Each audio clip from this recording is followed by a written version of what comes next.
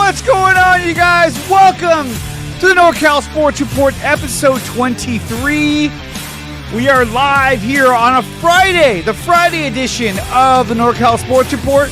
I'll be joined today by my good friend Aaron of 49ers First Takes. We're breaking down all the latest 49ers news, rumors, transactions, everything, including the news about Brandon Ayuk. Will he be back in time for the season, and when will he come back? A big update on his injury progress. John Lynch fires back at the media saying, look, dude, we got the draft. We have a plan. But do we, though? What is the plan? Later in the show, I'll be joined by Dan Coach Emilio talking about the San Francisco Giants and their opening day win against the Cincinnati Reds. Golden State Warriors are struggling, but help is on the way. We got an action-packed show today, guys. Can't wait to get started. This is the NorCal Sports Report, episode 23 here on IE Sports Radio, your direct feed for all that is sport.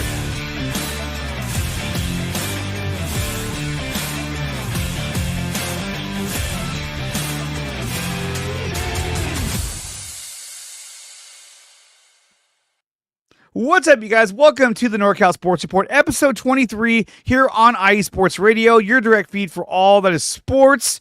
And today I'll be joined by Aaron from 49ers First Takes. We'll be talking about the San Francisco 49ers. We have a big Brandon Ayuk update in terms of his trade rumors and his health as well, and an update on his progress of rehab. So we'll be talking about that. We'll be talking about the San Francisco Giants in hour number 2. I'll be joined by Dan Coach Emilio. He has his own channel, NorCal Sports SW. Go ahead and check that out over on YouTube, on X. And we'll be talking about the San Francisco Giants, their opening day win, their comeback win against the Cincinnati Reds. We'll be talking a lot about that. I can't wait to have Coach Emilio on the show. And, of course, I'll be breaking down the latest news of the Golden State Warriors, injury news. Team struggling. Help is on the way. So looking forward to that. Before we get to any of that, make sure that you follow IE Sports Radio. That's the wrong one. IE Sports Radio on X, Instagram, Facebook, TikTok, YouTube, all of which at IE Sports Radio. Check out IESportsRadio.com for a full catalog of all the shows we have to offer here on IE Sports Radio. Go to IESportsRadio.com/shop to check out the merchandise that's available for IE Sports Radio. You can get hats, hoodies, sweatshirts, whatever you need, it's there. Check it out. It's a great way to support the network. Check out IESportsRadio.com and check out /shop. It's definitely worth it. Plus, you can follow IE Sports Radio wherever you find podcasts. May it be Spreaker, Spotify, Apple Podcasts, Google Podcasts, which I think now is called YouTube Music. Wherever you find your podcast, you will find IE Sports Radio, and you'll find this show, the NorCal Sports Report, because it's a badass show. You definitely want to check it out. I heard really good things about it. So definitely check out IE Sports Radio over on wherever you find podcasts. Check it out on YouTube, X, TikTok. We're everywhere. This show is also brought to you by Planet Jerky Premium Brisket Beef Jerky. Their jerky that's on a whole other planet. You can place an order for this jerky over at planetjerky.net, or you can follow them at Planet Jerky over on Instagram. IE Sports Radio is proudly partnered with Vital Apparel, another sponsor of the show, a brand that's not only fits great, but also promotes and donates to mental health research. Use promo code IESR, all in caps, to get 15% off your next purchase of their comfortable and inspiring gym wear, and help Vital Apparel on their amazing journey to support mental health. We're also brought to you by Seal the Deal Wax Seals by Cecilia B. You can follow Seal the Deal Wax Seals over on Instagram at SealTheDeal_wax seals. And if you want to place an order for these fabulous wax seals for a wedding, for a birthday, for a party, then go to IESportsRadio.com/SealTheDeal Wax Seals. We're also brought to you by Raw Nutrition. Go to GetRawNutrition.com. Use promo code IESR for an additional 10% off. They're wonderful supplements. I'm loving Raw Nutrition. Definitely check out Raw Nutrition supplements over at GetRawNutrition.com. And you can follow me over at NorCal Sports IE. That is the X account over on X for this show. And you can follow me personally over at DreArea Sports. That's going to be over on Instagram, YouTube, X. Make sure you like, share, and subscribe to the channel. Follow me on X. Follow me on Instagram.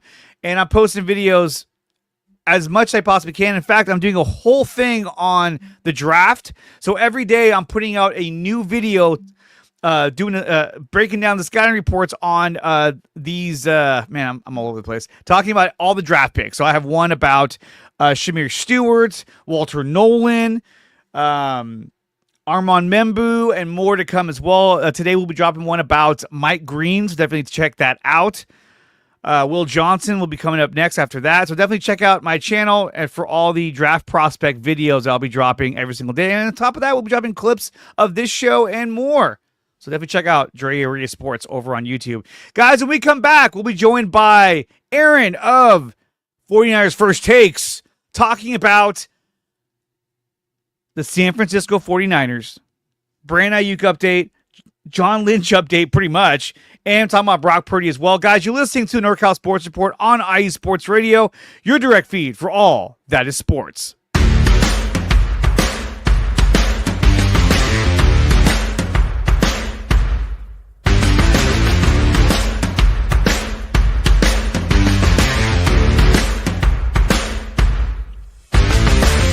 IE Sports Radio fans, this show is brought to you by Planet Jerky Premium Brisket Beef Jerky.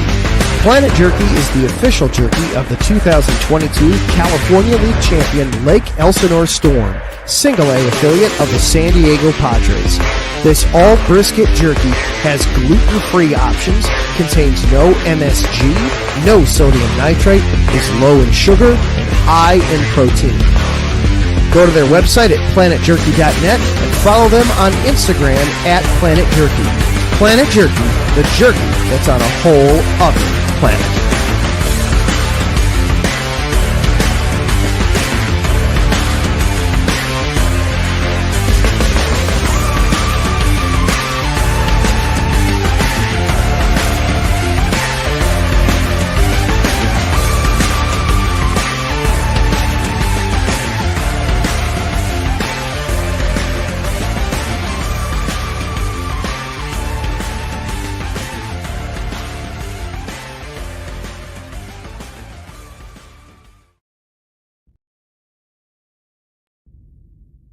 Rise and shine. It's 4 a.m. The stars are still out. The sun is beneath the horizon, but it's time to punch in and go to work. The comfort of your warm-ups turns into the grinding out of your reps as the clinking and the clanking of the plates create a symphony of euphoria. There's no other feeling like it. Earn it, burn it, and take what's yours. IE Sports Radio has proudly partnered with Vital Apparel, a brand that not only fits great, but also promotes and donates to mental health research. Use our code IESR to get 15% off their comfortable and inspiring gym wear and help them on their amazing journey to support mental health. Go hard, take part in your iron therapy, and be strong. Because when your mental health is as strong as you are, there's no telling how far you'll go.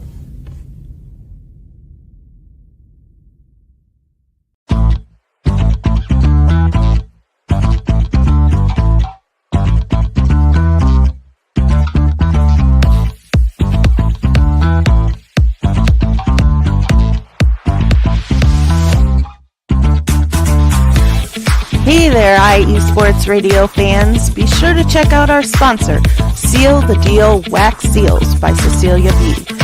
You just finished your very own wedding or baby shower invitations and you're looking for that extra special touch? Maybe you just wrote a letter to a relative or a friend and you want to add to their smile when they receive it. Then seal the deal with Cecilia's handmade sealing wax stamps for your invitations, letters, and gifts. You bring the deal, we'll bring the seal.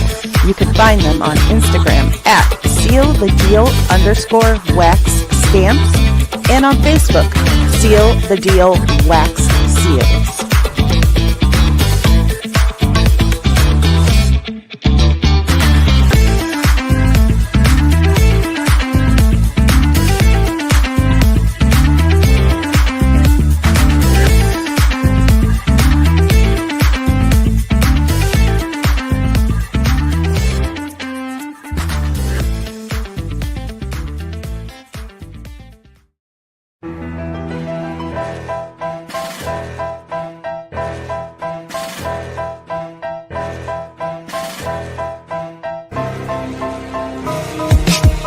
For the last 10 years, IE Sports Radio has been bringing you amazing content ranging from interviewing legendary athletes, coaches, and other authorized media personnel to building tailor-made shows dedicated to all major sports cities around the country.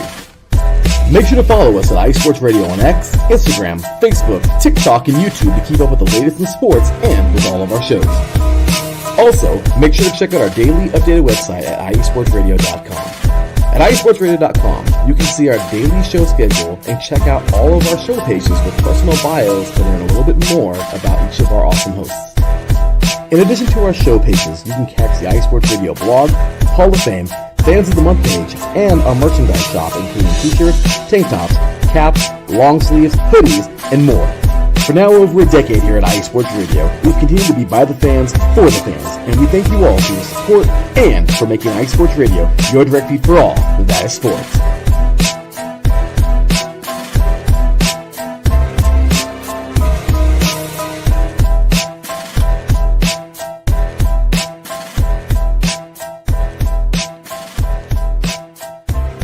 Minutes past the hour here on the NorCal Sports Report on IE Sports Radio, your direct feed for all that is sports.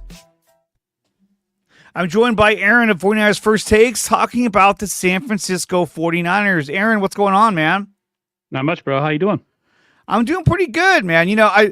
So Aaron and I were going to go live, what was it, like last Friday, I think it was. And Saturday, Thursday, I forget the day. Yeah, it just kept moving around. But like I had this massive allergy attack, and it was like it was debilitating. So I had to change all that. And then today I was going to have Johnny Dell on the show, but he had some stuff going on. So I went back to Aaron and said, "Hey, dude, let's reschedule to today." And he was like, "I'm down. Let's do it." And here he is. So, Aaron, I want to talk to you about the recent updates when it comes to Brandon Ayuk. Now we got a couple of different reports. Some reports would say, well, he is recovering well and he's not going to get traded. Others would say that, oh, no, he's going to get traded. And we know that on April 1st, he will be guaranteed a fuck ton of money. So let me ask you, do you think that there's some validity to the fact that there is trade interest for Brandon Ayuk? I feel like with any report, you should always take it with a little bit of a grain of salt. But at the same time, the saying, where there's smoke, there's fire.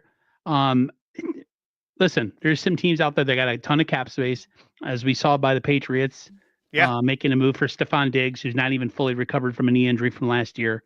And a lot of the reports going out there were that Brandon Ayuk was also on their radar. So, yeah, I think there's definitely people that are inquiring with 49ers about Brandon Ayuk. I just think there's a lot of stuff going against that situation right now, namely being that he is still recovering from an ACL, MCL, meniscus injury that happened, early to mid-season last season. So there's pretty devastating injury. Yeah, he essentially blew his whole knee out. I've torn a meniscus, but I've never torn my ACL or MCL or all that kind of stuff. So there's that.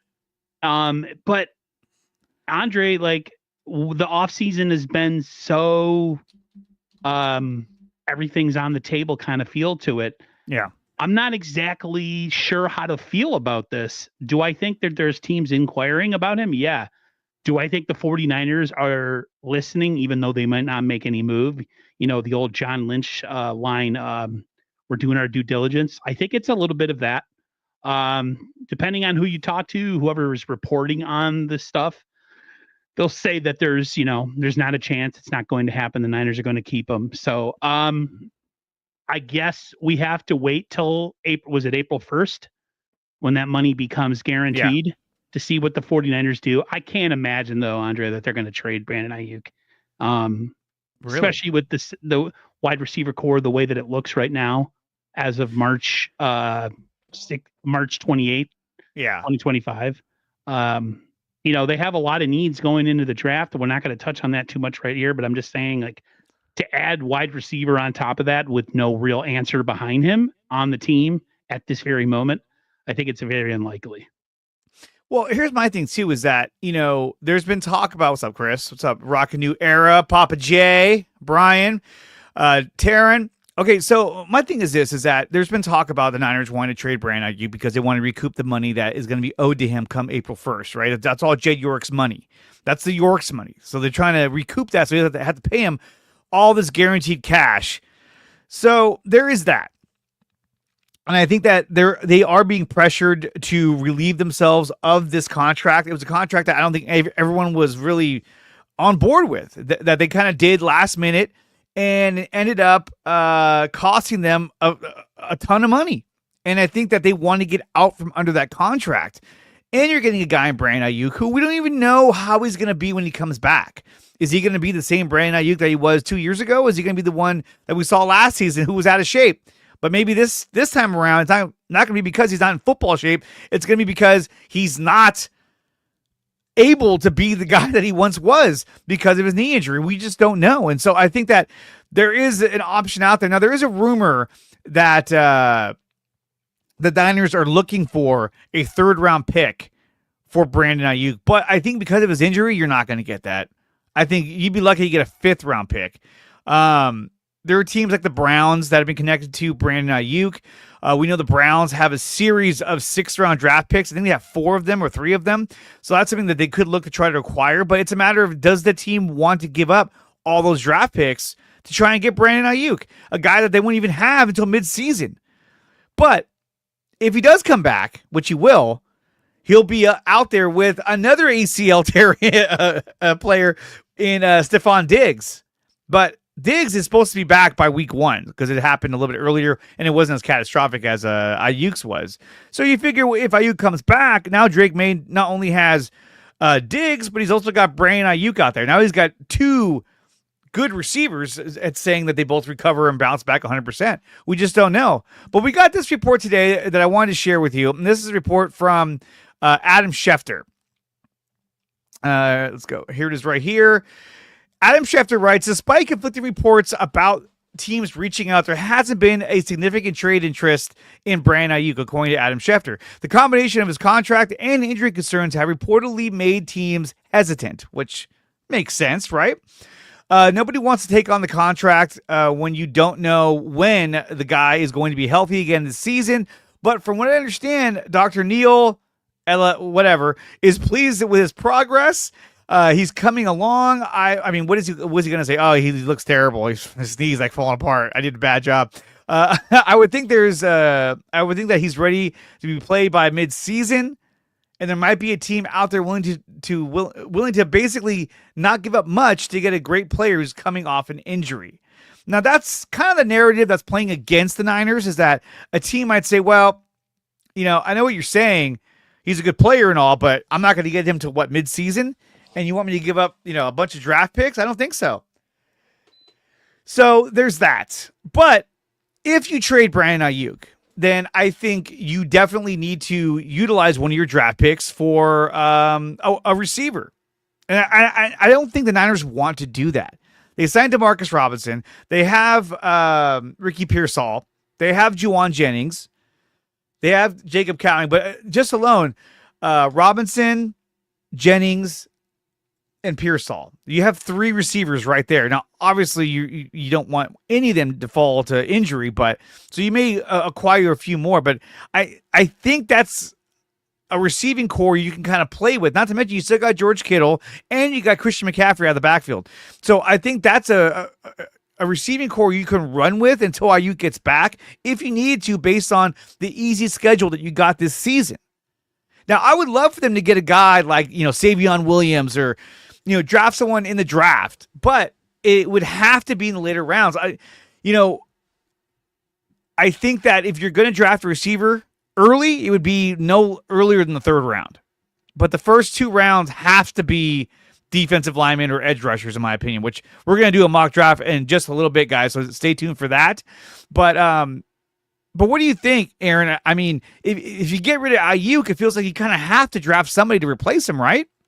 Absolutely. Like, there's no way. I just don't feel comfortable going into next season without Brandon Ayuk on the roster. And whoever you get in the 3rd round, unless he turns out to be, the second coming of Terrell Owens or something, like, you're not going to be able to meet the production that he's had. If you look at the career of Brandon Ayuk, and I know my guy, 49ers Plus podcast, Al, says that he's gotten progressively better every single year he's been in the league. like he's improved on his game every single year he's been in the league. I just don't think you can just say like, oh, we're going to go and replace him in the draft with a third rounder and we're going to stick him right into the starting lineup. I just don't think that's smart business. No, I don't. I still think even with him being injured, he's still their best overall receiver when healthy. He is straight up number one. He's their X receiver. And I feel like everybody who's on the roster that's underneath him falls into exactly what slot they're supposed to be in once he's back on the roster. As much as I love Juwan Jennings, I still see him as a third down guy, a possession guy, a guy you get the ball to when you need a big catch. But I'm talking about overall talent from, just overall, physicality of what he does for the team. I just think that Brandon Ayuk is receiver number one. I just don't see how trading him makes you better if you're going to only go and draft a third round draft pick. John Lynch said early in the offseason, we're not in the habit of giving away good players. And so far, he's kind of went against that with all the moves that they've made in the offseason. Well, I mean, look, we talked about the moves that he's made and the players that he's lost. I mean, really, the one player that all of us wanted him to keep was Dre Greenlaw. And we know now that, that was really the biggest that was the biggest player to leave the Niners was Dre Greenlaw. And even that, like, we don't know if he's ever going to be the same player he was. We saw him play, a half of a game, and he looked phenomenal. So, the thing about Dre Greenlaw is that he's often injured, and he's hurt every single year because of the way he plays. And so now the next question is that do you draft a linebacker? Or do you go with D. Winters and Tatum Bethune and Curtis Robinson? Personally, I think they're going to draft a linebacker.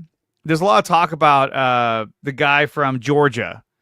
What's his name? Not Jalen Moore. He was the offensive lineman that we lost. But they're talking about that guy a lot too.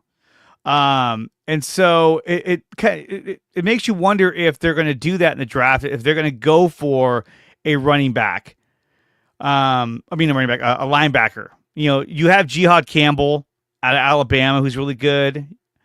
And then there's another guy too. I'm blanking on his name right now. It's really bothering me. Jalen Walker out of Georgia. And he's really good, but he also might be the next coming of like a Micah Parsons, where yes, he can line up on the edge and he can rush the quarterback really, really well.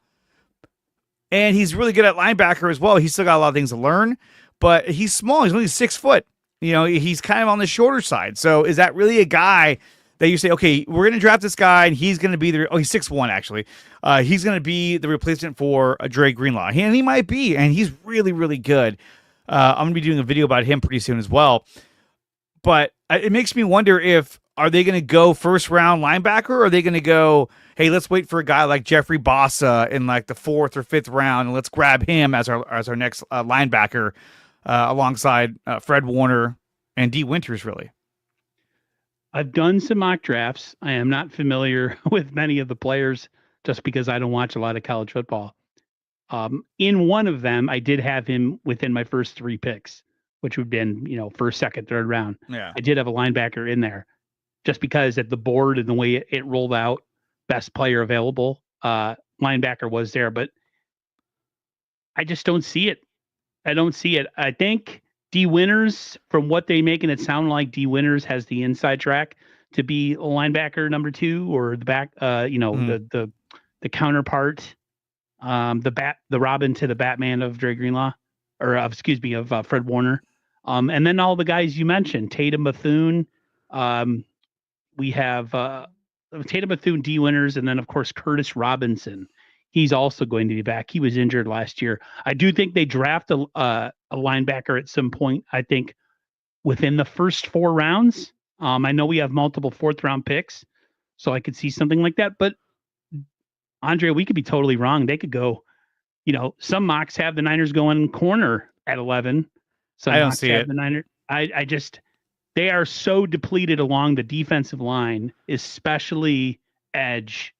Like there's nothing there on this team that screams a Bosa counterpart, to make him better. So you don't think Sam O is going to be the next coming of like Miles Garrett? No, he's not. He's No, not. He's a Sam O good is player. he's a nice rotational Yeah. piece to have, but that's exactly what he is. He's a rotational piece. Same thing with Evan Anderson. Everybody's screaming Evan Anderson's name to the heavens about how good he is and that the Niners got to steal and this, and that. Again, rotational piece. Rotational piece. If you Absolutely. have him and Sam O as your starting defensive tackle and defensive end come week 1, we got some serious problems. And I know we're going to talk about it in a second, but the way that the Niners offseason has fallen into place with some of the decisions that made, they don't have any other options. So, yeah. Well, I think that when you look at receiver for the Niners, I don't think that they'll draft a receiver in the first round. I don't think they'll draft in the second round. I think it's going to be more of a fourth round. Unless you're at number 11 and a receiver like Tatoria McMillan becomes available, you can, I think, you know, him or even like a running back like Ashton Genty. If one of those two fall to 11, I think the Niners look at that and say, okay, let's trade our pick and trade back and get more picks to, and let's trade this guy off to get more assets. I think that's what they do. Because to me, it's like, look, you're in such need of help on the defensive line. And you need help badly on offensive line and a linebacker. I can't see them taking a corner, a safety, or a receiver or a running back with number 11 pick, even if Ashton Genty is there. Now, you could argue, dude, this guy, having him and McCaffrey, that could be solid. But I don't know, because the way that they use running backs in this team, it's McCaffrey, unless he's hurt. So then you got to wonder, okay, so do we even try to go for those guys? Like I said, if one of those top receiver, running back, even cornerback, they become available, maybe you look to trade them. You know, obviously we know Travis Hunter will not be there, but Will Johnson out of Michigan, he might be there. 49ers, if I have a player at 11 to draft, like Genty, running back, like you said. Taturo McMillan. Okay, whatever. The Niners need to trade back if a player falls to them that they don't consider, especially running back. You're not drafting running back at 11. No, the 49ers have shown you that they value running back, but they really don't value running back, because most of the players that have become incredibly good through this system, Breida, Mostert, Jeff Wilson Jr., all those guys were not first-round picks. In Jordan Mason. Yeah, Jordan Mason. There's no way. That would be so against the norm for the 49ers to draft a running back who's not even going to start. Exactly. And like you said, Christian McCaffrey, my fear going into next season, Christian McCaffrey, I know I'm jumping off topic. I don't think Kyle, and I don't think our running backs coach, his name is escaping me, old man. What's his name? Yeah, I know what you mean. That guy. They don't believe in running back rotation. They're of the mindset, the old school mindset of, if you have a starter who's really good, you run him into the ground. So why would you draft a running back? I'm not yelling at you. I'm just saying, why would you draft a running back? I'm like, I don't know. But no, I completely agree. Yeah. They've had a lot of success with running backs that were not even drafted. And with the Kyle Shanahan offense, he can get running backs and turn them into superstars. I mean, look at Jordan Mason. The guy just got a big contract, and they were able to get something out of nothing for that guy. So another thing I want to talk about was John Lynch. Now, recently he was at the Stanford Pro Day. They're all visiting these teams' pro days because they're the guys who didn't show up to the combine. Due diligence. And then when he was there, they asked him, they said, what's your plan? What's going on with free agency? It's kind of weird. And he responded with, we got this thing called the draft. We got a lot of picks. And I think the thing the fans should know is that we have a plan. And we're going to execute that plan. And we're excited about that opportunity. Last year we had such a good roster. Okay. I think we doubled down and said, let's go for this thing. We kind of pushed all the chips, knowing that at some point you're going to have to reset. And this was the year. So guys like Leonard, Malik, believe me, their impact was felt. They were great, It was not nothing they did wrong. We just felt like it was time to do it. And we're excited about what we can add and replenish. So again, he's telling the fans, dude, you guys, shut the fuck up and calm down. We have a lot of picks in this draft. It's a deep draft. That's what our focus is on the draft. What did you think about John Lynch's comments? Man, you better get it right. That's the only thing. He's got to get it right. Yourself into such a corner. Nobody's saying that you just go spend money to spend money in free agency. Nobody's saying that.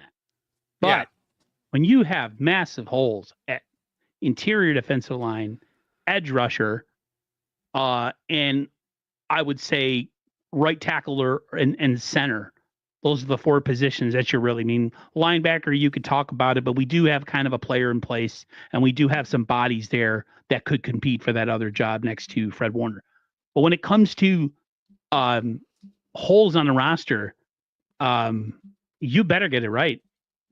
They have to nail this draft.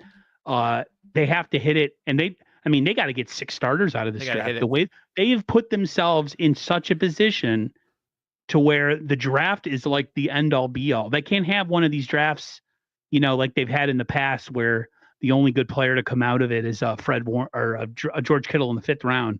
Yeah. And then you just have all sorts of misses with Fred, Solomon Thomas and Reuben Foster and all those Drake guys. Jackson, all these guys, they never became anything. If they hit on the draft and they're ridiculously successful, then we're going to all go back to this time during the season. We'll bring up this conversation, this live stream, and be like, "Wow, Aaron, you were kind of panicking there, whatever." But I mean, I want them to be right. They didn't address anything of need in free agency. Essentially, what they did is they strengthened their special teams. Yeah, and that's where they drafted. And they added a bunch of camp bodies. That's what they signed. Yeah, it was a bunch of special teamers. Yeah, that which is great because they had one of the worst, not the worst, special teams, and they've had it for a while. So I'm cool with that. I am cool with that. They got a blocking tight end who can help them in the pass game. I'm cool with that. Although I think they overpaid ridiculously. Well, actually, they broke down his contract. He's not making as much as it was first reported. He's only making about $5 million a year. So the contract really wasn't as big as it first sounded. We got this comment here from Strawberry Reacts. What's up, buddy? The only problem I have with Lynch's comments is that there's no audio. Some people suck at translating what is actually being said or twist words for a narrative. I need to hear. Yeah, I wonder. It would have been nice if the guy had a recorder like, "Hey, what's up?" But it's what we got. We got what we got. And last thing, before we do our mock draft, I just want to bring this up. There's been some talk about Brock Purdy's contract. The 49ers and Brock Purdy are in active negotiations on a long-term deal with the intent of finalizing the contract before the 2025 season kicks off. A lot of this is kind of like, no shit. The deal is expected to land in the $50 to $55 million range. I think that's where he's going to end up. 50 to 55 million. I don't see him getting any more than that. I don't see the Niners wanting to go any higher than that. Because if they do, they'll say, okay, we'll just franchise you then, and we'll actually pay you less. You know what I mean? So it's kind of like, I think that, oh yeah, exactly. This was the update, non-update. Yeah, I know. It's exactly what I was thinking. Like, it's everything we already know. Every single report since January has been the same thing. And I don't want to attack because I have friends who do, their 49er pages are pretty successful. One being RSF 49ers Raj. Yeah. Big time. But my reaction wasn't to the news. He's only posting what's out there. My reaction is to it supposedly being breaking news when it's been the same thing we've heard since January when the season ended. They're working on something. They want to get it done possibly before the start of the season. And I saw a comment yesterday saying, so you mean August, right?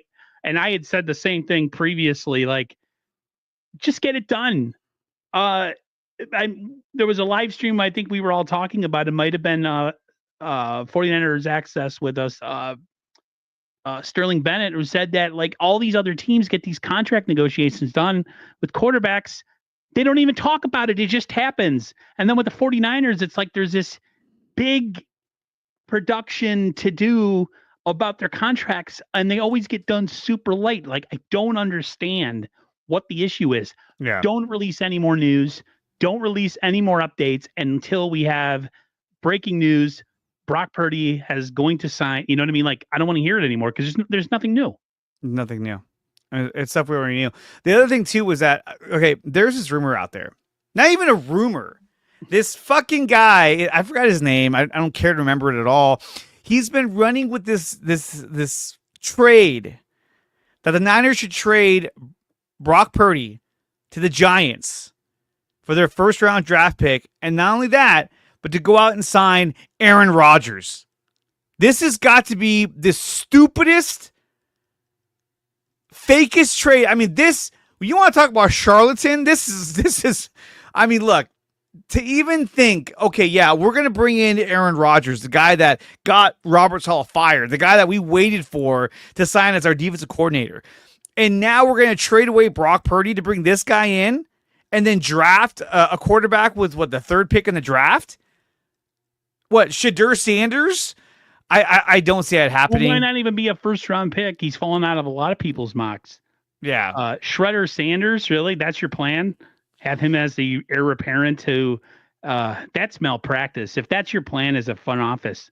Oh, it's a joke. It's an absolute joke. And this guy is just trying to get clicks and views and whatever. And it works. We're talking Aaron about Rodgers, if this was like 7 years ago, I'd be like, yo, that's great. But no, this is not going to happen. It's the dumbest thing I've heard lately, and it needs to stop because it's just idiotic.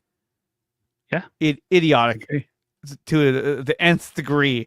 Okay, so with that being said, we're up against the top of the hour, so we're going to go right into our mock draft 2.0. And it starts... Are you ready? It starts right now.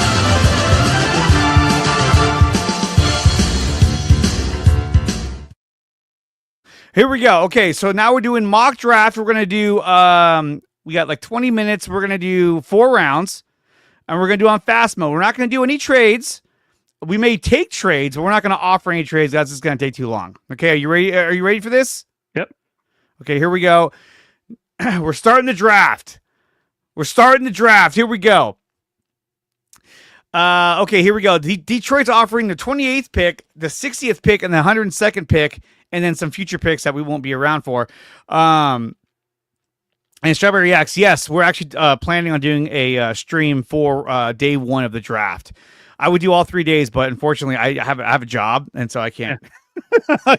I'm a little limited. Okay, so there's that trade. We'll go ahead and we'll hide that for now. Let's see who's available. So in the draft so far, number 1 pick was Cam Ward. Will Campbell from LSU was number 2. Travis Hunter, number 3. Abdul Carter, Will Johnson, Ashton Genty, Mason Graham of the Jets. I don't want to screw this up. How do I say it again? Tateroa McMillan. He went to the Panthers. Sucks for you. Shadur Sanders went to the Saints. And Armand Membu went to the Bears. You know how many times the Bears have robbed me of a draft pick when I do these mock drafts? I'm like, oh! Okay, so this is who we have left. Looking at all players, we have Shamir Stewart, we have Tyler Warren, Kelvin Banks is a good offensive tackle out of Texas, Jalen Walker, a linebacker that can line up as an edge rusher, Malachi Starks, Mikael Williams, another good edge rusher out of Georgia. James Pierce Jr., Derek Harmon is there.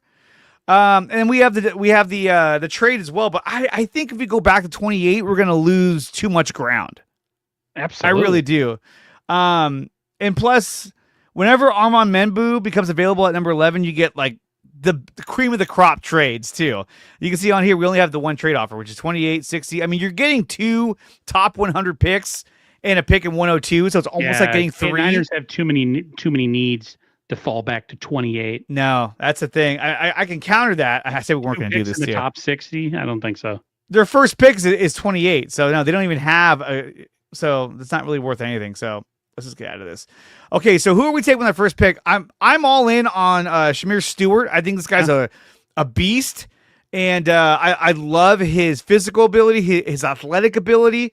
I also like Jalen Walker as well. I mean, we need a linebacker to replace Dre Greenlaw. He can also line up as an edge rusher as well. I really believe this guy is more of an edge rusher, if you ask me, but, what do I know? Now, when you talk about Jalen Walker, is he more of a 3-4 fit than a 4-3 fit? Because the Niners run a 4-3. He would work in the 4-3, but like I said, he reminds me of like a Micah Parsons where, he's not really big enough to be a linebacker, but he's good though. He's a good player. Let's just go with Shamir Stewart. We need edge. We need it. So we're taking it. Okay, here we go. Everyone's leaving. Everyone's gone.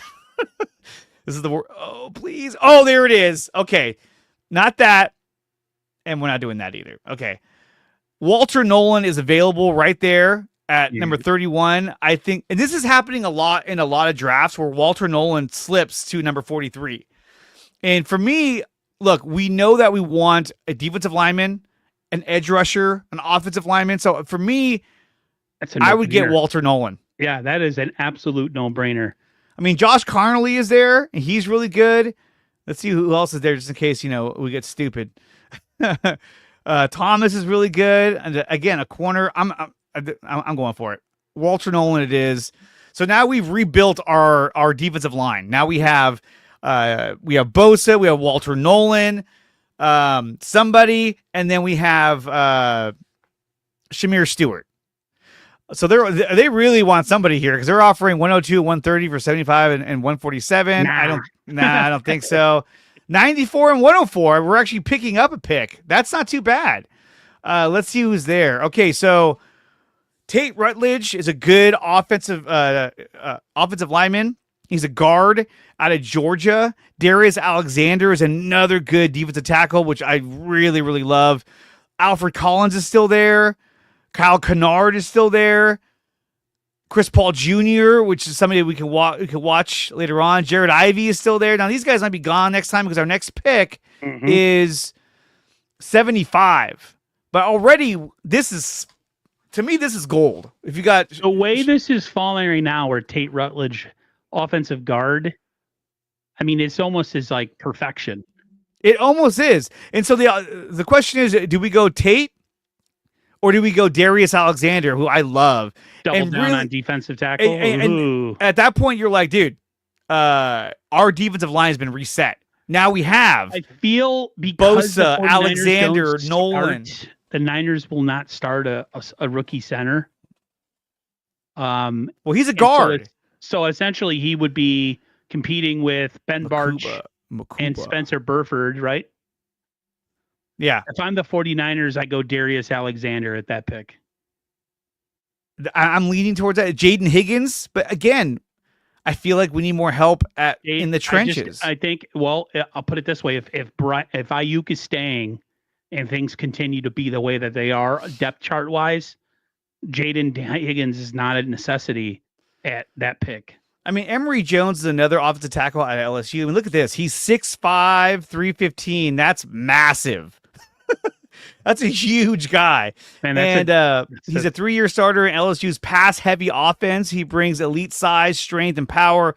I mean, everything you're reading here is going to make every player sound like they're fucking Superman.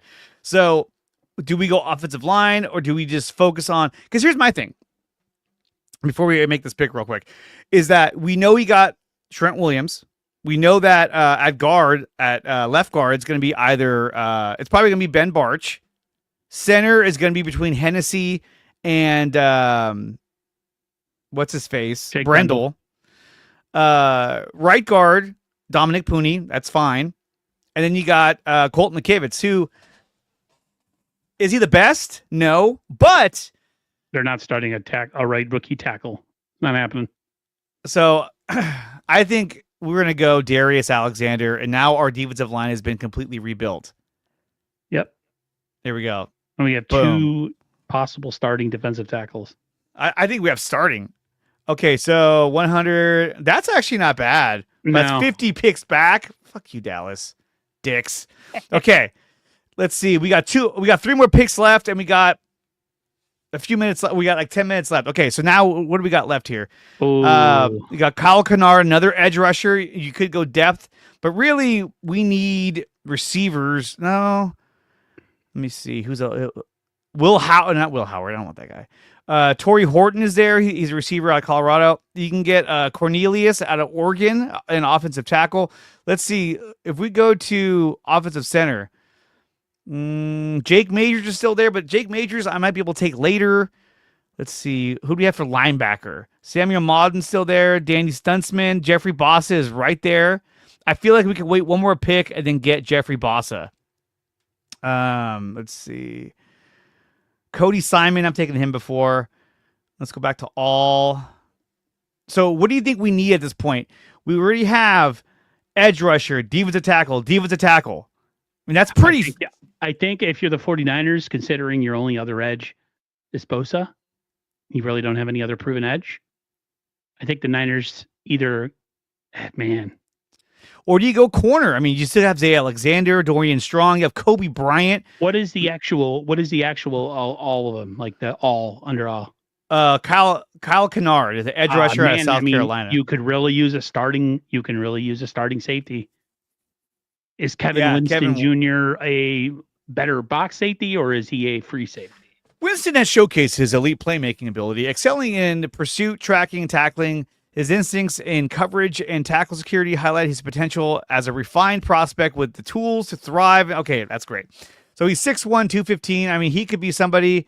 There is Malachi Moore is still out here. Savion Williams out there. And we could go, for me, I think corner or receiver. Because now you've already redone your defensive line. And I feel like you wouldn't double dip on edge. Well, here's the thing is that I don't feel like the Niners are really going to go after an offensive lineman until later in the draft. Or if Armand Membu or Will Johnson falls to 11, then they'll say, okay, well, we don't have a choice. We got to take these guys because they're too good. But I want to go corner or receiver. Where do you want to go? So we're in the fourth round, third round? We're in round 3. Wow. Man. Now looking at names, just where do you want to go? I think the Niners would go corner at this point. So let's look at corner because I'm kind of feeling that too. That way they can kind of shore that up. We got Dorian Strong, Zay Alexander, Kobe Bryant, which I'm a big fan of. Jacob Parrish is really good too.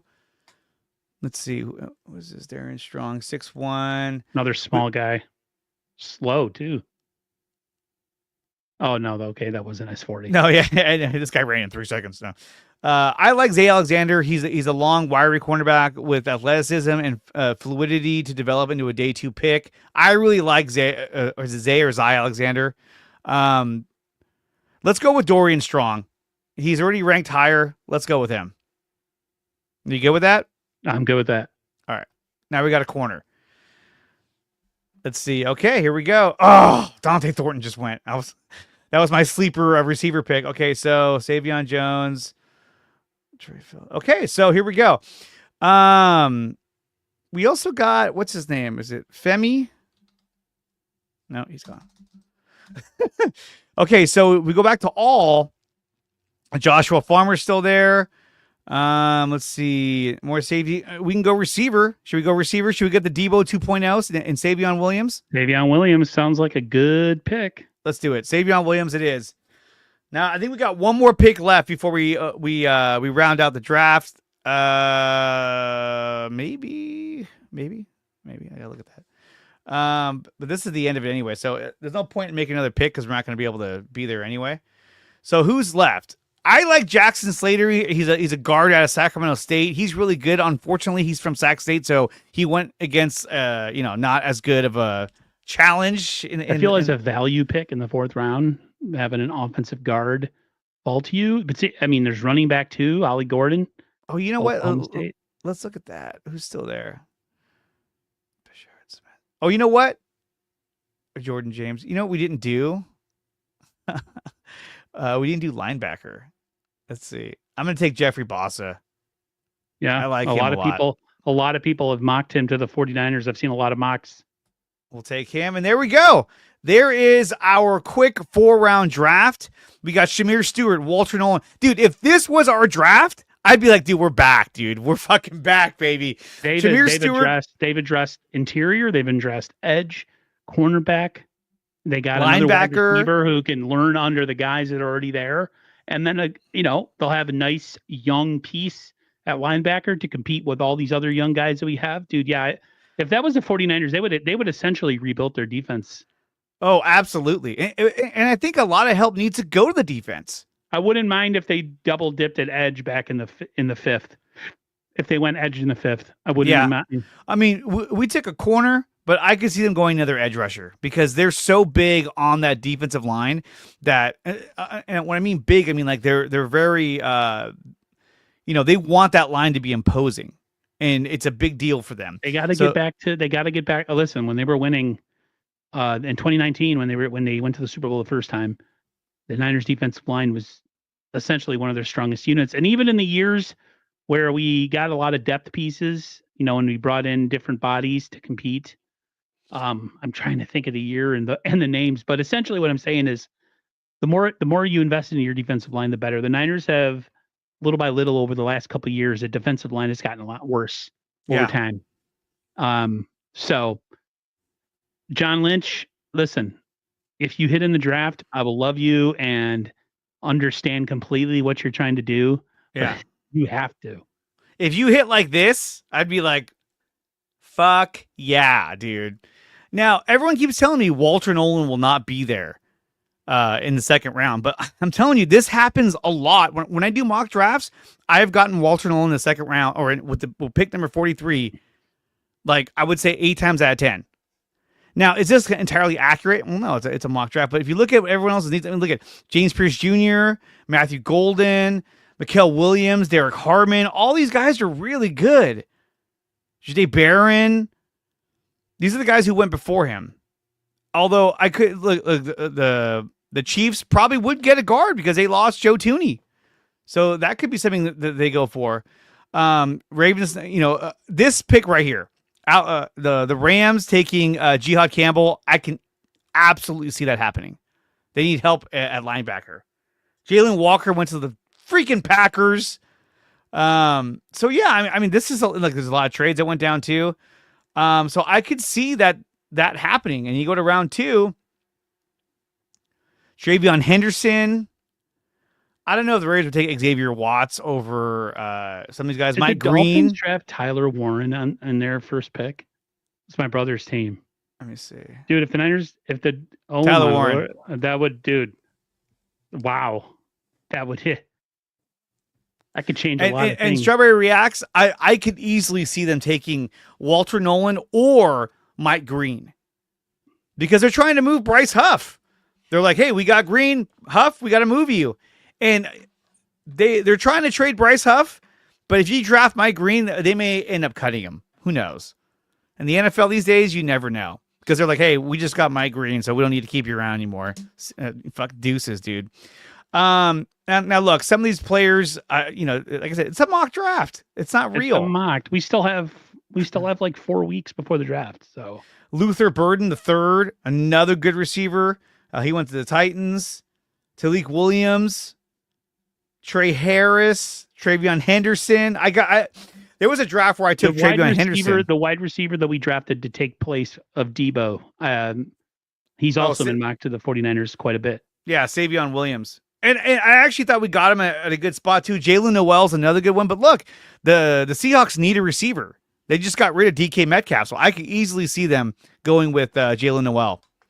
But overall, dude, I think we did a good job. I think we did. What's this? They need to hire us in the draft room. Yeah, right. I'd be a nervous wreck. I'd be like, I don't know. Can I live stream this? Yeah, that's a really good Kermit the Frog, man. That's good. But look at this. Shamir Stewart, Walter Nolan, Darius Alexander, Dorian Strong, Savion Williams, Jeffrey Bossa, and that was just the first 4 rounds. Imagine if we did a 7 round. My God, we'll still be doing it now. Have linked Bossa, not to be confused with Bosa. Bossa and Bosa. Man, Shamir Stewart, defensive tackle, Walter Nolan, Darius Alexander. Man, that looks really good. It does. It really does. Yeah. So I think when John Lynch does these mock drafts, I think he's like, see, look, this is what we need. Well, we're gonna be fine. So who knows, dude? Who knows? Looking Aaron, forward to it. absolutely. Aaron, thank you so much for coming on here and talking some 49ers football. Guys, stay tuned because later this year, on draft day, on day one, Aaron and I will be doing a stream. We're going to be watching the draft live, not entirely because YouTube will take us down, but we're going to be doing player breakdowns, have videos we're going to be playing, and leading us up to day one of the NFL draft. Who will the Niners take with pick 11? We're going to find out come, I think it's April 23rd. I think it's 24th. Whatever. Is the Whatever. NFL draft. I can't wait. I can't wait. It's going to be great, you guys. Absolutely great. And so real quick, Aaron, where can they find you and all your content? 49ers First Takes YouTube. It's the same name as you see on the screen. 49ers First Takes on X, Instagram, and on TikTok. I am all those places. Essentially a 49er news channel who live streams. I will probably be back live streaming on TikTok if it's still around for the NFL season. I like to go live and tell people that I am not Max Crosby. A lot of people thought I was him last year, and I'm like the Temu version of him. You know, I don't have anyone. Hey, we'll take it. We'll take it. So yeah, all of my platforms except for Facebook. Facebook is just my normal self. But yeah, if you want to check all those out, they should be in the link on my YouTube channel. And yeah, I can't wait to see you, man, on first day of the draft. It's going to be fun. It's going to be fun, man. It's going to be fun. Guys, we'll be right back. When we come back, we'll be joined by Dan Coach Emilio talking about the San Francisco Giants and their opening day win against the Cincinnati Reds. You're listening to the NorCal Sports Report on IE Sports Radio, your direct feed for all that is sports. What's up, guys? If you're looking for the best coverage of all Northern California sports, including 49ers, Giants, Warriors, then check out the NorCal Sports Report with yours truly, Andre Fernandez, every Wednesday at 11 a.m. Pacific Time, right here on IE Sports Radio, your direct feed for all that is sports. We have guests every single week talking 49ers, Giants, Warriors, Sharks, San Jose Earthquakes, and a whole lot more, plus 3C2A. You do not want to miss this show. So tune in Wednesdays at 11 a.m. Pacific Time to the NorCal Sports Report on IE Sports Radio, your direct feed for all that is sports.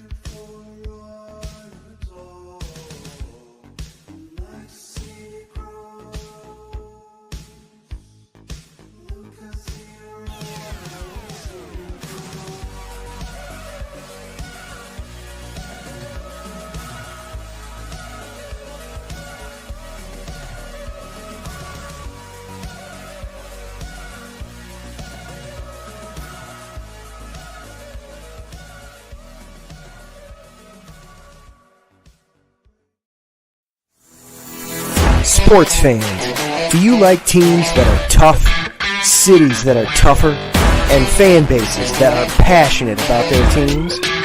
How about teams that are historic and stadiums that are iconic? Then you belong in Chicago, and you need to check out Chi-Town Weekly. Join me, Adam Kernan, every week as we keep up with all things Chicago sports.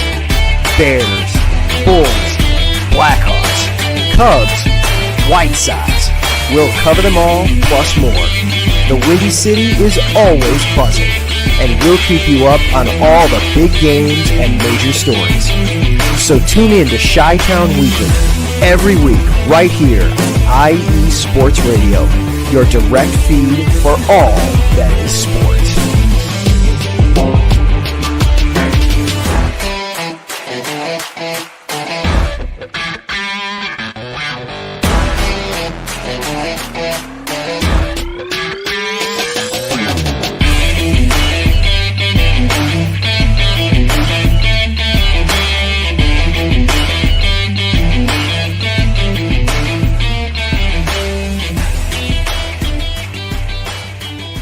2 minutes past the hour here on the NorCal Sports Report on IE Sports Radio, your direct feed for all that is sports. And today we switch over to the San Francisco Giants. I'm joined by Dan Coach Emilio. Dan, what's up, man? Hey, man, it's great to see you. Thanks for having me on. How you been? Absolutely. Good, man. I've been great. Obviously, I watch you a lot on the Krug show. I think you guys do an awesome job on there. And, once the Giants season started, I was like, dude, I got to get Dan on here to talk about the Giants. And, dude, last night, our Giants pulled it out. Hey, it was a game where I was like, well, I guess this is just how it's going to go this season. I was getting all down on myself. And then they pulled it out. I couldn't believe it. Yeah. What was your impression on opening day? Yeah. Well, first of all, let's the ninth inning, a historic comeback. First comeback in the ninth inning to win a game on the road on opening day in Giants franchise history. So that was pretty great. Cool. Pretty cool of that. Yeah. I got to be honest. I like the team this year, but I had them losing yesterday because of the matchup. I thought Hunter Green was going to overpower them, and he did. But Elliot Ramos, without that 2-run homer by Ramos, I don't think the Giants win that game because no way, insurmountable to they scored 4 in the ninth, but a little different when you're down 1 versus 3. Just absolutely a whole different feeling. So I thought the game was tremendous. It played out pretty much similar to how I thought it would while Green was in the lineup pitching, because I thought they would have a tough time against them. Historically, when I looked at their numbers, but prior to the game, the lineup the Giants put out there yesterday going in lifetime against Hunter Green was 4 for 41, which is an 0.98 batting average, and with 21 strikeouts in 41 at bats. And it's like, how are they going to score off this guy? And Elliot Ramos, man, great at bat, fouls off 5 consecutive pitches before he hits the ball over the right field wall. It was a great vibes. Great to see him get off the opening day and kind of follow through with the spring they had. 21-6. You kind of think, it's spring training, doesn't mean anything. But I think this year it does, because it's a whole new regime change. Yeah, no, definitely. When you look at the roster, obviously going into this offseason, there's a lot of players that, I wanted I wanted the Giants to go out and get. Pete Alonso was one of them. Me too. And they just, I don't know. They just seem like, hey, look, we tried to get Corbin Burns. That didn't work out. We got Willie Adames, and then that was pretty much it. They were like, okay, we're just going to close up shop. We tried. And so to me, it was kind of like, okay, I feel like we're kind of giving up again. Like, we really, really got to try harder than this. But when you look at the lineup, Lamont Wade leading off, he went 0 for 4. He had a good first half of the year last season, so we'll see if he can kind of replicate that again. But when you look at Willie Adames, the guy you spent all that money on getting, he's batting in the 2-hole. I'm like, shouldn't this guy be your 3-hitter? And on top of that, I don't know how I feel about Jung-Hoo Lee batting third. That threw me off. I don't get it. I think they're probably better off having they really don't have a true leadoff hitter, so that's the issue. But I thought Jung-Hoo Lee was supposed to be our leadoff hitter. Remember last year they were like, he's going to revolutionize the leadoff bat. The next Ichiro. Yeah, it doesn't make sense. I like Adames he batted 5th last year for Milwaukee and drove in 112 runs. Yeah. And he hit 14 3-run homers. He's not going to do that this year because there's not going to be that many people on base if he's batting second, because who's in front of him? The bottom of the order and who's ever leading off, which is not a typical get on. I mean, yes, Wade gets on base if he's the leadoff guy, but I think Adames is better suited for 4th on this team. Yeah. 3rd, 4th, because he is a run producer. And, I looked at the numbers the other day, and Matt Chapman, who's batting 4th, is a guy who bats higher batting average by 15 points over any other place in the order in the 2nd spot. So I would just flip Chapman and Adames, because Chapman's not he's not a guy that drives in a lot of runs. No. Never has. He's had over 80 one time in his career, and that was 2019. He had 91 RBIs, and that was a juice ball year, 19. So I don't take he just doesn't hit well with runners in scoring position. I mean, he came up with a big hit yesterday in the 9th to get Lee over to third base to keep the game going. But I agree with you. I think the lineup is. I don't know about Adames in the 2-hole. We'll see. Well, this could be a team where every game the lineup's a little bit different based on who they're going against. So it could be a case of that. I think that we're used to the Bruce Bochy style where it's like, no, everyone has their place and this is where they're going to be batting at. Right. But for me, Jung-Hoo Lee in the 3-hole, I was like, what are we doing? Like, I don't know about that. And this is a guy too that only played for us for like a month before he went out. I mean, last year was just a dismal year. It was like, awful. Oh man. And then Jorge Soler, they end up trading him because I don't know what happened to that guy. He couldn't even hit the ball. No, he was horrible for us. He was horrible. And I was excited for him too. I was like, now we got a power hitter. That's great. He was horrible. He was absolutely horrible. Even at the beginning of the year, he was just kind of okay. And then he just got worse as the season went on. But Elliot Ramos, he had the 2-run homer, opposite field 2-run homer. I mean, you're in Cincinnati. That's a smaller ballpark, but still that takes power to go opposite field. Yeah. Ramos he's got incredible power. Remember, he's the only right-handed batter to ever hit it into McCovey Cove. Yeah. The only one. That's nuts. In 25 years. 25 years. Yeah. But he had a good game. I mean, obviously he went 1 for 4, but he had the 2-run homer, which really got them back in the game because they were down 3-0, and it seemed kind of like nothing was going right. I mean, they struck out. What was it, like 16 or 17 times? Yeah, it was ridiculous. I was like, okay, I get it. But if they're going to do that every night, they're going to have serious problems when it comes to strikeouts. And we know what Dom is. He's a strikeout king as well. He strikes out a lot. Him and Chapman and Fitzgerald strike out a ton, and Ramos does up there as well. Yeah, this is my concern with this team. If I have one concern, it is going into some prolonged slumps where guys are not just hitting the ball because they strike out way too much. And last year, you remember, there was almost every game, it was 10, 12, 13, 14 strikeouts. And it's they just hack. Goodness. Yeah. And, I know they're talking about situational hitting. Buster really wants to emphasize that. And they did in the 9th inning, got situational hitting. They got the key hit by Chapman. And then, of course, Patrick Bailey. Yeah. Bailey's hit was huge. And I was in a Czechs chat with this group yesterday, about 5 guys. And they said, oh, no, Bailey's coming up. I go, he's great in the first half. He's going to come through. Watch. And he did. I couldn't believe it. I was like, and the announcers, too, because I watched the game, right? Then I watched the highlights, and I was able to watch the Reds broadcasting highlights. Their announcers. Because and he was, and they were pissed. Yeah. They're like, that's tie game. But I think Bailey, obviously, look, that's from the Farhan era. That's probably one of the only bright spots from Farhan is that he drafted Patrick Bailey. I like him a lot. Wilmer Flores had the big home run, the 3-run homer in the 9th, and that really blew it wide open.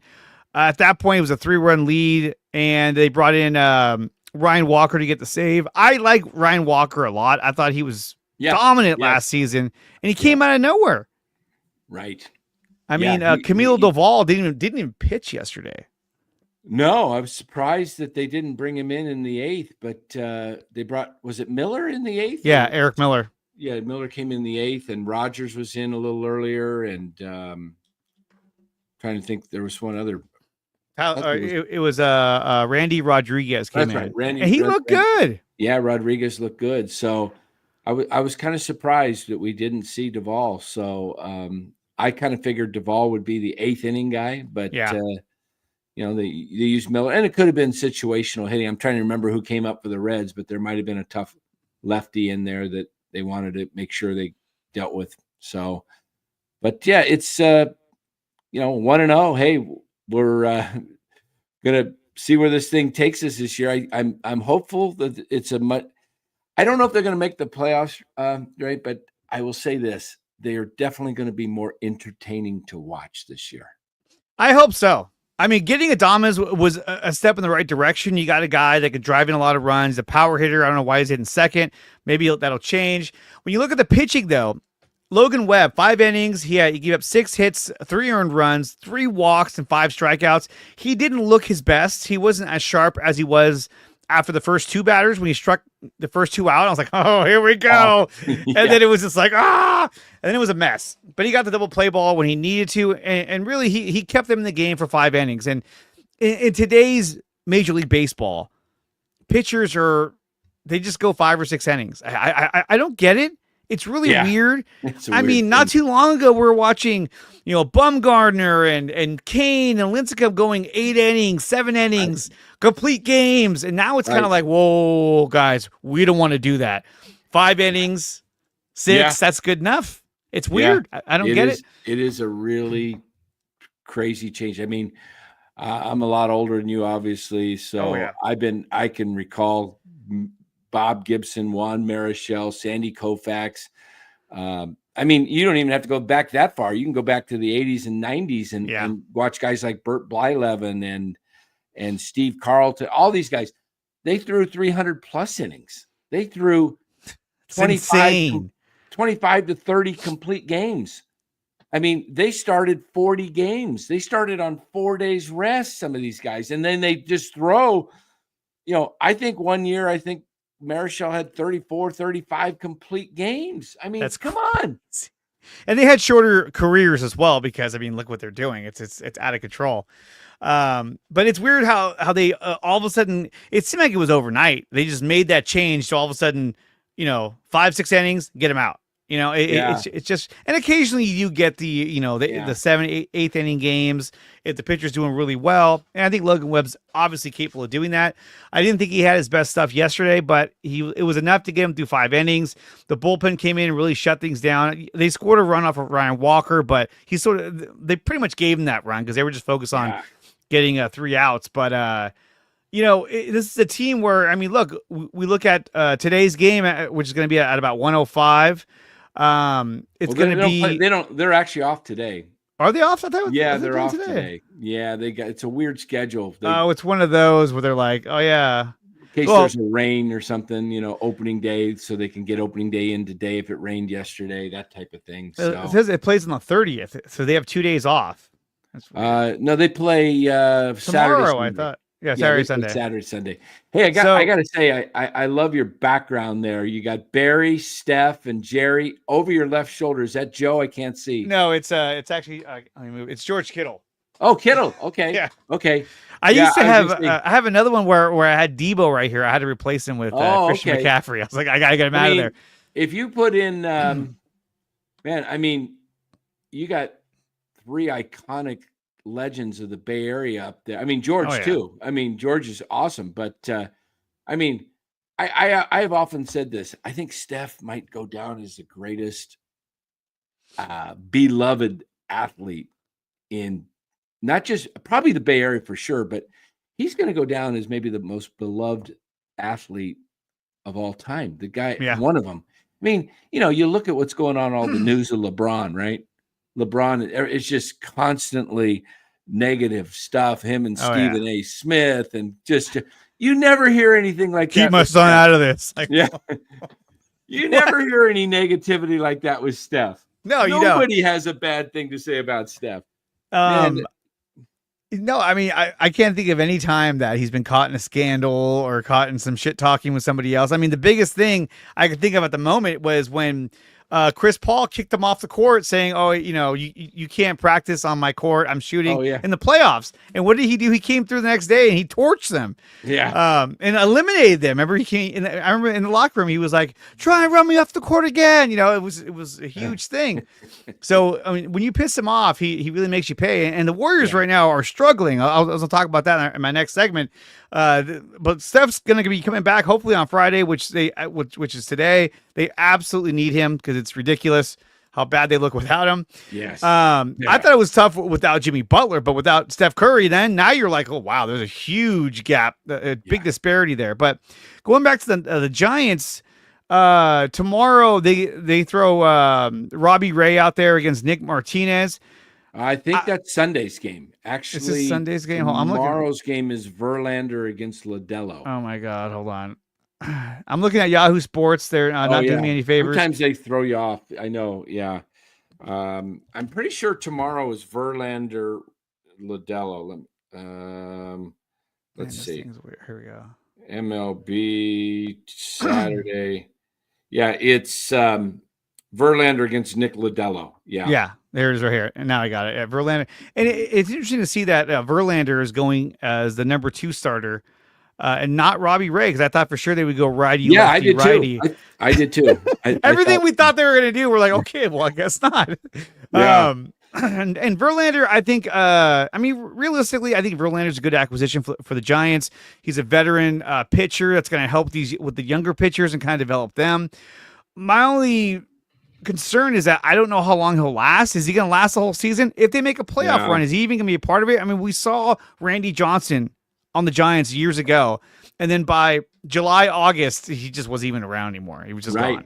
Right. And then I think he came back at the very end of the year, and even then he looked decrepit, like he was like, oh, I really probably shouldn't be out here, but whatever. Yeah. I think why they put Verlander, at least the beginning, I think Melvin's strategy is this. This is lining up. Logan Webb will pitch the last game of the road trip in Houston. He pitched game 1 and then game 6. So that leaves Verlander to pitch the home opener. And I think because he's a veteran, the nerves, I mean, Ray's a veteran too, but Ray can get a little wild at times. Mm-hmm. I think Verlander being that, Hall of Famer he's going to be, he is in the 20 years in the league, him pitching opening day for a new ball club is nothing to him. The nerves, he'll be ready to go. So I kind of like it for that reason, at least. I think Verlander might give us, hopefully he gives us a good, strong first half. And I mean, when you look at the starting rotation, I mean, you're looking at Logan Webb, Justin Verlander, Robbie Ray, Jordan Hicks. Now, Hicks wasn't so bad until the second half of the year when he was like, you could just see him running out of gas every game. You're like, as predicted. As predicted. And not only that, but like you could see him fading every game, especially in the second half. And you're just, as soon as it got to the 4th inning, you were like, okay, he doesn't have anything left. You got to get him out. Like what are we doing here? Right. And then he got moved to the bullpen because he just ran out of gas. And he claims this year, okay, I'm ready to go. That's not going to happen this season, but we'll see how that goes. But if he can stay healthy and he can last, I mean, the guy has some explosive stuff. And so I think he could be a difference maker in the rotation. Robbie Ray, if he's anything close to his Cy Young year, I think he's going to be good. I like Verlander there, but I just don't know how long he's going to last. And he may fall to injuries, and we might see Kyle Harrison come back. I mean, Kyle Harrison had a horrible spring where he got opted back to AAA, which I was like, holy cow. Yeah, he got some virus or something, lost 10 to 15 pounds and was at the start of camp, so he was not ready to go. He wasn't stretched out. Also, he's coming off that shoulder injury last year, and he had to work through that in the offseason. I think you'll see Harrison probably some point in the season start probably 15 games because Roop and Hicks are not going to be able to give you that many starts. They're just they're not going to give you that many. So for them to find 162 starts, right? They're going to have to. It's going to be by a little bit by committee. I think Harrison gets some starts. Birdsong gets some starts. Yeah. Roop gets some starts. Yeah. So that they're gonna piecemeal this thing. Well, and then Hayden Birdsong. I mean, I like him a lot, but they went with Landon Roop over Birdsong. Birdsong's still on the team. He's going to be coming out of the bullpen. You still got Spencer Bivens as well, who did pretty well for us later in the year. So we'll see how this rotation kind of plays itself out. We know that Landon Roop did win the 5th starter spot, even though on Yahoo Sports he's not even listed on there. Yeah. I found Roop. I'm like, dude, what the hell? Yeah. Why did we hit the announce for? One last thing I want to ask you about was when it comes to right field. I mean, I know you got Yastrzemski out there, but if it's me, I want to see Luis Matos. We know what we're going to get out of Yastrzemski. And maybe they thought, well, it's opening day in Major League Baseball. Let's throw him out there. He's a veteran. He won't trip out. He had the good throw to get the guy out at third, but that's a play that Matos can make with his eyes shut. You'll see Matos tomorrow as Lodelo's a lefty. Yeah. So they will, my guess is the lineup tomorrow will feature, I'm going to take a wild stab at this and say that, that Huff maybe catches Maybe not because Verlander's going. Maybe they want to get him Bailey. We'll see. But I think first base is going to be Flores, second Fitzgerald, obviously short, and third. But you're going to see Ramos, and you're definitely seeing Matos. So DHing tomorrow will be interesting because Flores is going to be out. So who's going to get that DH role? Is it going to be I hope they don't make it Huff, the catcher. I would love to see Casey Schmidt maybe get I think Casey Schmidt would be Encarnacion's hurt, so it's not going to be him. I mean, that came at the worst time too. Right. Like, oh, it's too early in the season to give guys rest, especially when they had a day off. But I could see they've got a 17 game and 17 days stint coming up in April. I could see Casey Schmidt getting 1 to 2 starts at third base and making Chapman the DH for the day to give Chapman a little bit of a day off in the field. 17 games in 17 days. It's a lot. It's a lot. I couldn't even do one game. Yeah. I'd be like, sub me out. It's only the third inning. No, I do see Casey getting some starts at third base, spot starts this year. Right. And, especially if they're facing a left-hander and they want to get use of Chapman's bat, but give him that day off in the field. And I think that'll help Chapman throughout the season. Matt Chapman has a 201 batting average, Dre, in September in his career. 201. He falls off the wagon. I mean, by September, he's done every year. And you're hoping to get in the playoffs with this guy. Yeah. So you want to give him, instead of playing the guy 160 to 162 games at third, how about giving him 140 game? With the DH, you can still use him. It's kind of like a day off. Well, he kind of has that JT Snow effect where, like, even late in the season where if he's not hitting very well, he still plays stellar defense. You're like, it's fine. Yeah. It balances itself out. But we'll see what they do. I think the Giants, based on how they played last night, I think there's still a lot of potential to have a good season. As fans, we're really focused on who you're bringing in, who you're signing, and who are your power hitters. But when you look at the lineup up and down, when you look at guys like Chapman, Adames, Lamont Wade, Ramos, Matos, there's some talent there. It's the corner. It's the first base I'm not really sold on with Lamont Wade. Second base, I'm not really sold on with Fitzgerald and Casey Schmidt. They have to kind of prove themselves. Right. But first base, I think, is probably the one spot where you could say, okay, if we're going to address any need at the trade deadline, it'd probably end up being first base or right field. Hey, wouldn't it be neat if they're in this thing? Check this out. I would love it. They're in this thing, and they say, you know what? Toronto falls apart, and they go for Guerrero for 2 months at first base. I would do it.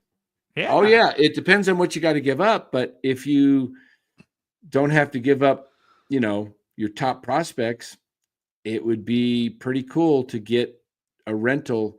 But so I guess if you're a Giants fan, you kind of hope that Toronto doesn't have a great year because Guerrero's getting traded if they don't sign him soon.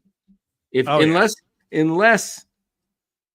Toronto's in the hunt, if maybe they just say, hey, we're going to get nothing back for Vladdy, but we're going to go for it all, because it'd be kind of crazy if Toronto's like in the thick of the wild card race. Let's say they're or competing for the division and they trade Guerrero. That would. If they're competing, they're not. But if they fall out of it, then that's why I say it'd be great if Toronto's not doing well, because I don't think the Dodgers would be in on Guerrero. I mean, they're in on everybody. Would they do? Would the Dodgers go after Guerrero and put him at third base? I'm sure they would. And put him at third base for 2 months? Why not at this point? Because Max Muncy is not doing it? That would be wild. I don't want to talk about the Dodgers, man. It's just man. With all the deferred money, it's like, what are we doing here? Like, how are we letting them get away with all this? Yeah, I know. But if you ask me, Major League Baseball wants them to be competitive. They want a strong market in Los Angeles. Oh, of course. And something with LA, I have a feeling that ESPN has a lot to do with this. The ESPN, I mean, with the Lakers, the Rams, I mean, ESPN has the studios in LA, Mm-hmm. and they're always pumping LA, constantly pumping LA. They money talks, right? Yeah.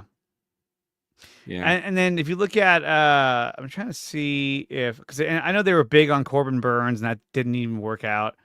He didn't even pitch yesterday. It was Zach Galen, and he only went 4 innings. So yeah, and Burns isn't pitching until the 5th game for some reason this year. that's weird. You I would don't know think if he'd he be had a like their late- number 2. I don't know if he got behind in spring training or what the deal was, but yeah.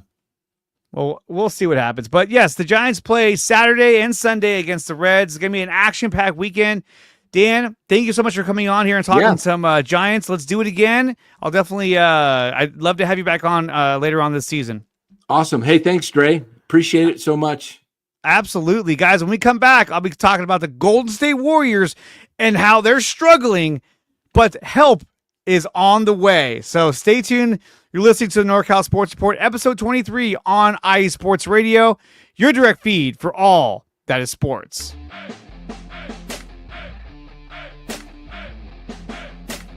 What the fever on the head?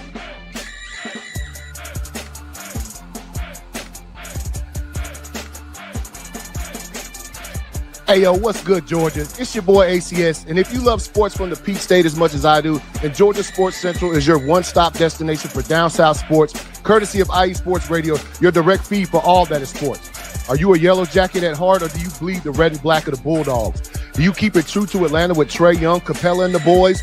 Do you rise up with the Dirty Birds on Sundays? Are you excited to see what the future holds for Michael Penix Jr., Bijan, and the rest of the Falcon squad?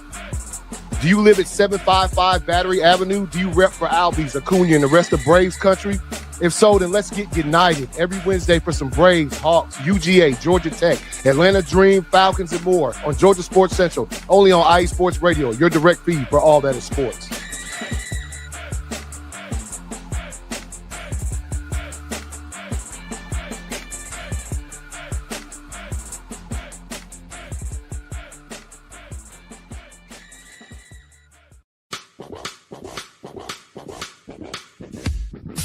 Hello, sports fans. It's me, your boy Larry B, and I want to walk you through the world of sports.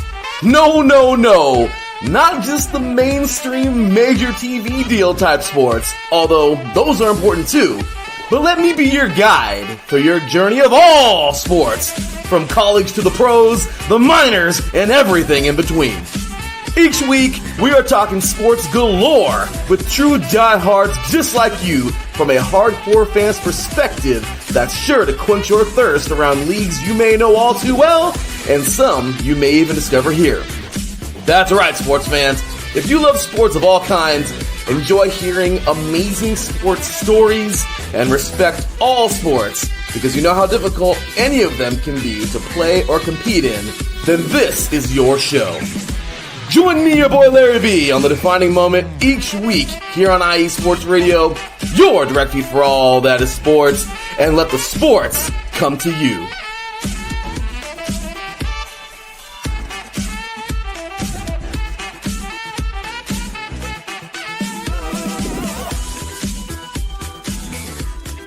Thank you, Larry B. Listening to NorCal Sports Report on IE Sports Radio, your direct feed for all that is sports. We just had Dan Coach Emilio on the show talking about the San Francisco Giants. Earlier, we had my good friend Aaron from Voyniers First Takes talking about the San Francisco 49ers, and now we switch gears again. I guess I didn't make a banner for that. That's weird. To the Golden State Warriors. The Warriors are not doing so well right now. In fact, the Warriors are on a little bit of a downturn. So the Warriors have lost 2 in a row, and they lost them really bad too. Now, they're without Steph Curry. They beat the Raptors, but in the previous 2 games against the Heat and the Hawks, they look slow. Their offense is out of rhythm. They're having a very hard time keeping up with the Hawks, that were a very young team. And they played against Miami Heat, who completely outplayed them in every facet of the game. On the 22nd, they played the Hawks. They lost 124 to 115. They basically got ran out of the building. It was not good. And then Jimmy Butler went back to Miami as they played the Miami Heat on March 25th. And that was just an absolute, I'm going to be honest with you, it was a shit show. Jimmy Butler had 11 points. Podziemski, 14 points. Buddy Hield, 10 points. Their offense was completely dismal, and they got blown out 112 to 86. They were never really in the game. They made some runs to try to get it within 10, but they couldn't get any closer than 10 points. And the Warriors are struggling without Steph Curry. He is their everything. And I think Jimmy Butler complements him so well, but not having Steph Curry is a huge difference. Now, we saw how they looked without Jimmy Butler one game, and that was hard for them as well. Nothing like not having Steph Curry. I mean, you can see how much of a difference he makes offensively that Steph Curry makes on the offense. It's unbelievable. Now, there is talk that he may be coming back for today's game, which I really hope he does, because if they don't, they're probably going to lose again. They're playing the Pelicans at 5 p.m. Pacific time at the Smoothie King Center in New Orleans. New Orleans is 20-53. This is a team that we should beat. We should have beat the last two teams if we were healthy, but we're not. And on top of that, we have some more really bad news when it comes to injuries for the Golden State Warriors. Before we get to that, though, I just want to say that, look, I think that Steph Curry is going to play on Friday. I think he knows that he has to play. I think he has to play on Friday. If he doesn't, we are going to lose again. I really believe so. The offense looks out of sorts. They look like they need Steph Curry. They need a superstar out there, and that's what they're going to get. So we have another injury update, which is not good. Gary Payton II is going to be out indefinitely. Who averaged 12 points a game over the last 7 games, has suffered a partial tear of the ligament in his left thumb. That's his shooting hand, everybody. The injury occurred during Tuesday's game against the Miami Heat. Payton will not play in tomorrow's game against the Pelicans and will be reevaluated in 1 week. This is a huge loss. This is a massive loss for the Golden State Warriors. This is a guy that brings defensive intensity, ups their defensive prowess, their dog mentality, can hit the occasional three in the corner, is always lurking around the rim to score points. He's been averaging 12 points a game. And now he's out. This is a devastating blow to the Golden State Warriors. I don't know what they're going to do to replace what he does on the court. I don't know. It's not going to be Pat Spencer. It's not going to be Knox. It's just a really hard blow for Golden State because they rely on him so much. I mean, good thing you got Kuminga back because you need something. And then we have this too. He was seen before the game today taking some. It tells you all you need to know. He's taking right-handed shots. See, and he's a lefty. He's got the brace on the left hand. So it's a partial tear. That's going to take time. This could be a case where we don't see him until the first round of the playoffs. We don't see him until maybe the second round. It depends on the severity of his injury. But this is a very, very big blow to the Warriors. This is depressing. But without Gary Payton, that means you're probably going to see more time from Buddy Hield. And Hield makes me nervous a lot. So we'll see how this plays out. But big loss for the Warriors in losing Gary Payton the second and losing the last 2 games. The Warriors, because of that, because of their 2-game losing streak, have now fallen out of the 6th seed, and they are in the 7th seed behind the Los Angeles Clippers. Now, I believe they can get right back in there because they're tied with the Clippers for that 6th and 7th seed. And since the Clippers have the season series over them, they get the 6th seed. But, we still have more games to go. I think the Warriors can bounce back and get themselves back into the 6th seed. I said it before. I think they can get themselves into the 5th seed if they stay healthy. But losing Gary Payton, that's going to hurt. The loss of Steph Curry, massive.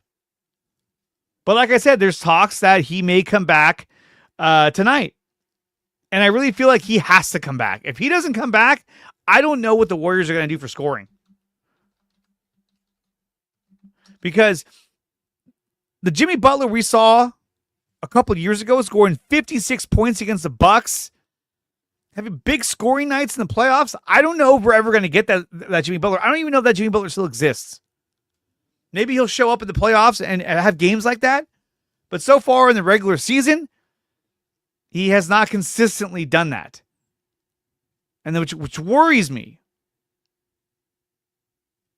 It worries me badly because we need a second scorer, especially if Steph is not going to go. But according to all the latest rumors is that Steph is going to go tonight after he landed on his butt and hurt his tailbone against the Raptors.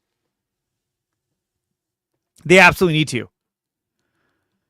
With the amount of games we have left, the Warriors need to climb back into that 6th seed. They cannot be a play-in round team. They can't. That's bad news if you're Golden State. You don't want to be stuck in that play-in round. So the Warriors need to pull it together. Jimmy Butler needs to have more of an offensive. He needs to score more. Now, I know he gets everyone involved. He plays great defense. He holds everyone accountable. He does a lot of good things. I love having this guy. But there comes a point where you say, dude, you got to start scoring more points. I know that, here's actually a good example right here. But like I know you're trying to get everyone involved, but he has to be a bigger presence on the offensive side of things. He really does. Here's a good stat right here. The Warriors offense with Curry, 6th in the league. Without Curry, 30th. That can't happen. It can't. What also makes me worry, too, is the play of Quentin Post. He's been playing great offensively, hit banging threes. It's his defense that makes me nervous. He makes a lot of dumb mistakes on defense.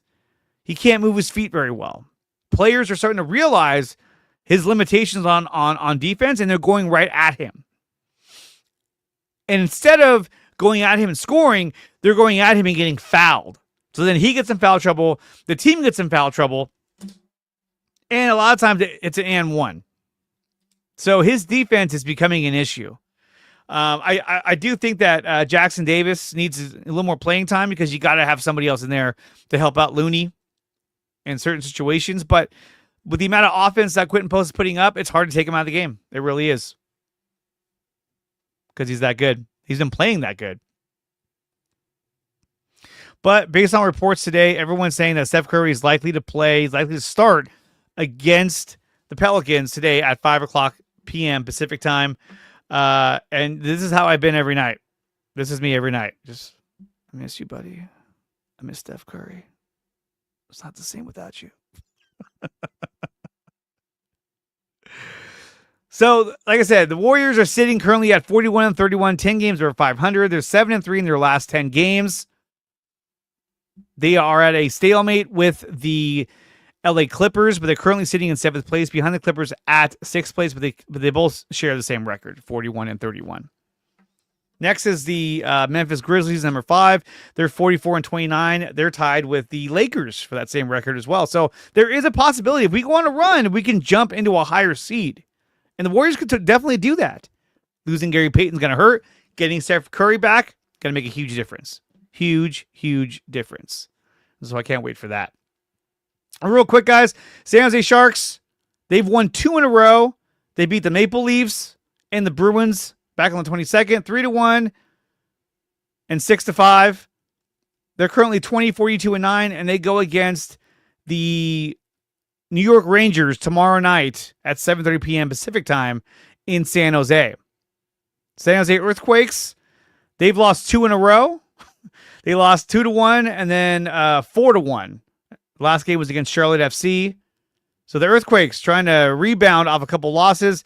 They sit on the year. They sit 2-3-0 on the year. So we'll see if they can make a little bounce back because they got some talent. I think they do, but we'll see how that goes. Guys, I want to thank Larry B for putting on IE Sports Radio. I want to thank Dan, Coach Emilio, and Aaron of 49ers First Takes for coming on the show talking about the Giants and the Warriors, respectively. Warriors take on the Pelicans at 5 o'clock today. A big game. Every game so far is a big game. Moving forward, they're big games. They got to win this game. The Giants, boy, was I wrong on that. They play Saturday and Sunday, Verlander, and then Robbie Ray. We'll see how they fare against the Cincinnati Reds. And the Niners inch a day closer to the NFL draft. We'll be live on draft day on my channel, DreArea Sports, with Aaron and some more guests as well, breaking down day one of the NFL draft. Because they need some help. Big time. We did our mock draft 2.0. Definitely check that out. I'll be breaking that into a segment, so if you missed it, just stay tuned to my channel, and I will post it on there for you. Also, it'll be on Aaron's channel as well.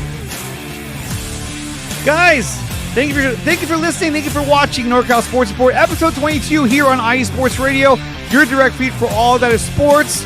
And guys, we will see you next week. Peace.